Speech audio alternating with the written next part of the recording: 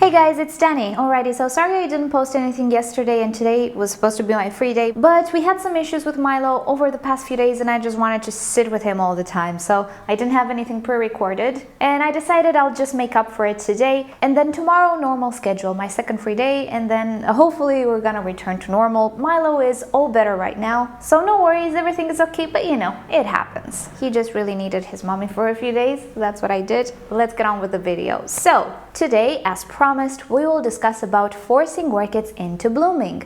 If you didn't know that was possible, well, it is. This is how we can explain certain orchids being available for sale pretty much all year round, no matter the season. There aren't many who can be forced into blooming, and also the ones that are forced, once you purchase them, they will need some time to adjust to the climate and to the seasons, which can mean an extended period of time without blooming or even a setback. So first, let's take a few of the most popular orchids on the market and talk a little bit about their bloom season. So first, let's start with the Vanda orchid, since I have her in front of me, and PS, this is the Vanda pink. Now, on the market, the vast majority of Vandas are complex hybrids, meaning they were man-made and obtained with certain features that would be more pleasing to humans. One of those features is multiple blooming times across the year. With my Pacharas, I had a maximum of 3 blooming periods per year, considering I do have a change in the winter time.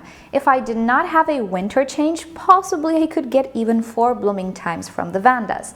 And the most popular hybrids on the market are, of course, the Pacharas here in Europe, but also there are the Ascasendas. Princess Mikasa is another very popular orchid. In any case, all of these orchids are hybrids, they are not species.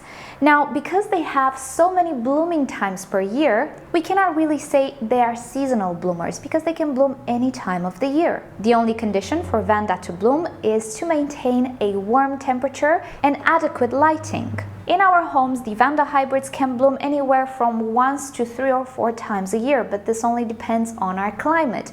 And even though in winter time, if our growing space is pretty chilly and does not benefit from supplemental light, of course the growth is slowed down, blooming might not be present at all, but it doesn't really have to do with the way a Vanda grows. Basically, a Vanda requires warmth and high light all of the time. If you can maintain this, then it will bloom throughout the year. So for this reason, nurseries simply need to maintain warm temperatures and high light throughout the year. They don't resort to forcing the Vandas into blooming, they just provide the best conditions they can so that the Vanda can perform according to its natural rhythm. Again, some species of Vandas only bloom once a year, maybe only in the spring or only in the summertime, but those are a different thing. We are talking here about the Vandas that are easily available on the market in flower shops and garden centers.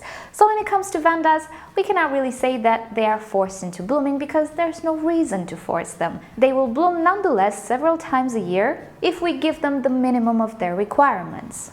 Next, let's take the Cattleya orchids. Yet again, on the market we don't necessarily have species or very close to species hybrids. Usually they are very complex hybrids which incorporate different genres. And this is because, well, in our home we want an orchid which is both vigorous and also free blooming. We don't necessarily want only one blooming time a year, and wherever it's possible, we will definitely hybridize an orchid to bloom multiple times a year, and this is the case with the Cattleya orchids. Now, given there are species which are free blooming as well, and they are most probably incorporated in the parentage of the hybrid. Therefore, a Cattleya orchid follows its growth rhythm. Each new cane has the chance to bloom, and usually with the complex hybrids in good conditions, every single new cane will bloom. A Cattleya can produce anywhere from 1, which is the worst case scenario, to 3 or even 4 new canes per year, depending on the weather. Therefore, a complex hybrid Cattleya has the possibility to bloom even 4 times a year, let's say in a perfect world. It all depends on the growth rhythm. Some Cattleyas grow faster than others. The vast majority of them create 2, maximum 3 pseudobulbs per year, but I do have some Cattleyas which create a whole bunch of them. Those are the very, very good bloomers. Yet again, Cattleyas can be influenced by low temperatures and low light quantity, and they will slow down, but it's not necessarily a season issue. They're not seasonal bloomers. Therefore, because they are free blooming throughout the year, Nurseries don't necessarily need to do anything special or force them into blooming. All they need to do, just like in the case of the Vanda, is provide warm temperatures and decent amount of light throughout the year, and then the orchid will just bloom in accordance to her growth rhythm. And if you noticed on the market, we don't always find Cattleyas simply because they're just not as popular, but we can definitely find them in winter, in spring, summer, and even autumn. And this is because Cattleyas can bloom pretty much any time of the year if you provide the correct conditions, pretty much just like Vandas. When it comes to orchids such as Oncidiums and intergenerics, well, things are slightly different. Their blooming time is dependent on their growth as well, but some Oncidiums or intergenerics bloom mainly in autumn and spring. They have 2 seasons for blooming. And this is because for many of them it takes about 6 months, maybe a little bit more than that, to mature a pseudobulb as much as to create a flower spike. Some of them take 9 months or even a little more, but the nurseries can control the temperature so that the orchid doesn't have a slowed down rhythm. Also, you can always offer enough quantity of light to maintain an Oncidium in its proper rhythm. Therefore, because Oncidiums and intergenerics usually have 2 periods when they bloom, there isn't any real need to force them in any way, because with the minimum of conditions, you can have a nursery full of Oncidiums in bloom also in the autumn and in the spring. Other than that, really there is no way to cheat their growth rhythm. An Oncidium usually blooms only once per pseudobulb, so whatever the orchid or the hybrid you have, you need to wait for that pseudobulb to mature. So as I was saying, there is no real reason why nurseries should go through the hassle of having Oncidiums and intergenerics available all through the year. Twice a year, I think, works great for them. And if you noticed on the market, usually in the autumn, but also in the spring, you will have the most intergenerics available, including Miltoniopsis or Miltonias. While Oncidiums, they can usually be found in the summer or winter as well because they're a little bit more free flowering. Intergenerics though, they kinda usually bloom in autumn and spring with only a few exceptions. This is, however, not the case with the Dendrobium nobile, which is yet another very popular orchid on the market, and needless to say, it looks really great. It's easy to care for, it produces very nice fragrant flowers. It is a favorite actually, and people just buy it even though they might not know much about it. The bad thing with this orchid is that it's not free flowering. Its blooming period depends on its growth rhythm. However, its growth rhythm depends on climate, so it's different than a Cattleya, a Vanda, or an Oncidium. A nobile Dendrobium only blooms once a year, and to make profit from such an orchid, you kinda need to make it available more than once a year. Now, the good thing with the Dendrobiums, at least for the nurseries, is that they can be tricked into blooming. Remember I told you their growth rhythm is dependent on climate? Well, this is because even though the nobiles on the market are still hybrids, the natural species does have a growth pattern that developed in accordance to its climate, and it just so happens that in its climate we have seasonal differences. Maybe they're not very extreme, but definitely there is a difference between summertime and wintertime. Therefore, a Dendrobium nobile grows mostly in the summertime when temperatures are very warm. This orchid takes a break when temperatures get lower and puts out a nice bloom show in the springtime, right when the temperature starts to get warm again. During winter, in its natural habitat, it doesn't really get an abundance of water. It doesn't rain all that often. It gets the morning dew, maybe a few sprinkles here and there, but it doesn't really compare to summertime when it gets the most amount of water. Therefore, this orchid adapted to its environment in such a way as to bloom in the springtime, grow vegetatively in the summertime when the most rain falls, mature its cane by fall, and completely be mature by wintertime when there is very little rain. Temperatures are lower as well, so growth rhythm is slowed down, and take this time to prepare the flowers for the spring, using the resources it accumulated in summertime. So you can see there is a rhythm here. Now, if nurseries would follow this rhythm in accordance to their climate, they could only offer these orchids once a year. However, though, if they trick this orchid into artificially maneuvering the climate, they can get blooming nobiles even in summertime.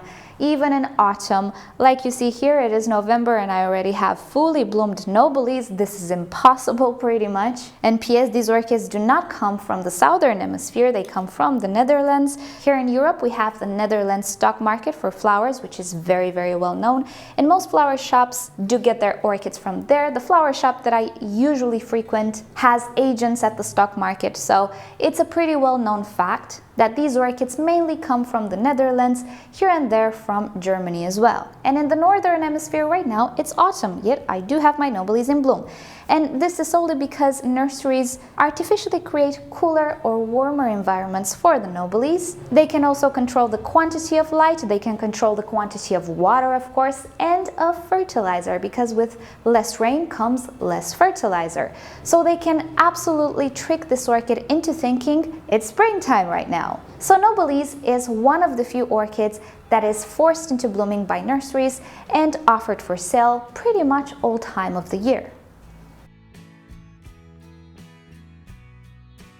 Okay, so what happened with Milo? He's going through his very first super big molting period. He was a baby when we purchased him, we still had to hand feed him, and it's the very first time he changes a lot of his feathers. And he's been doing so for the past month. It has been a very stressful period. He has been very itchy and, you know, a little bit not himself. I always help him, I always scratch him, and I try to remove the dried pins and all of that from his head and the places where he doesn't reach. And anyway, he likes to be scratched. But a few days ago on Sunday, something happened. I think he just, I don't know, had enough, or there was a pin that was really, really annoying for him somewhere on his back. It was a change just like that. We went to have lunch, and when we came back, we found him very stressed. He was twitching his wings. You know how parrots twitch their wings when they're stressed. He was tapping, he was preening, but aggressive preening. And also, I noticed him plucking some of the dried pins that were not yet unfurled, but they were not fleshy. So I flipped. I absolutely flipped, because plucking is one of the things that I'm super scared about. And I'm always trying to prevent that with my parrots. I'm trying to give them enough toys, a big enough cage whenever I'm not around, spend as much time with them, play with them and all of those things. And Milo has never had troubles. He's not a stressed parrot. He's actually a spoiled parrot. So now to see him pluck, you know, I broke down, absolutely broke down. I talked to my vet and they said, well, you know what, give him a few days, try to keep him busy, offer new toys and all of that, and you know, hopefully it will go away in a few days. Maybe it's just a very stressful pin that's growing somewhere.